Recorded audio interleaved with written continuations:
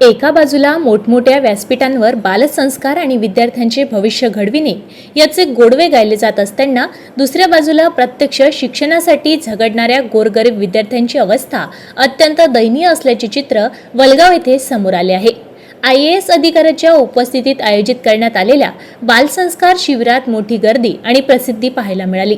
मात्र गावात उभारण्यात येत असलेल्या वाचनालयातील विद्यार्थ्यांना त्या मार्गदर्शनापासून वंचित ठेवण्यात आल्याने संताप व्यक्त होत आहे। विशेष म्हणजे IAS अधिकारी शिबिरस्थळी भेट देण्यासाठी वेळ काढू शकले, परंतु गावातील खऱ्या अर्थाने स्पर्धा परीक्षांची तयारी करणाऱ्या विद्यार्थ्यांच्या वाचनालयाला भेट देण्यासाठी त्यांच्याकडे वेळ नसल्याची व आयोजनाची तशी त्यांना कल्पनाही न दिल्याची खंत विद्यार्थ्यांनी व्यक्त केली आहे। आमच्या प्रतिनिधींनी स्थानिक वाचनालयाला भेट देऊन पाहणी केली असता विद्यार्थ्यांशी संवाद साधला। नाव न सांगण्याच्या शर्तीवर धक्कादायक वास्तव समोर आले। वाचनालयातील कूलर नादुरुस्त अवस्थेत असून लाईट व्यवस्थाही नाहीये। पिण्याचे आरो आहे पण बंद अवस्थेत। पाणी विद्यार्थ्यांना कॅनने आणावे लागते। उकळत विद्यार्थ्यांना अभ्यास करावा लागतो आणि मूलभूत सुविधांचाही अभाव असल्याचे त्यांनी सांगितले आहे।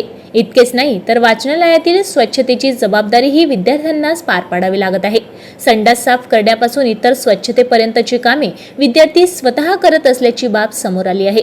मोठमोठ्या भाषणांपेक्षा आम्हाला आरोग्य सुविधा असे खरे मार्गदर्शन हवे अशी भावना विद्यार्थ्यांनी व्यक्त केली आहे। गावात शिक्षण आणि स्पर्धांची तयारी करणाऱ्या गोरगरीब विद्यार्थ्यांसाठी वाचनालय उभे राहत असताना त्यांच्याकडे दुर्लक्ष करून केवळ दिखाऊ कार्यक्रमांना प्राधान्य दिले जात असल्याची चर्चा आता नागरिकांमध्ये रंगू लागली आहे।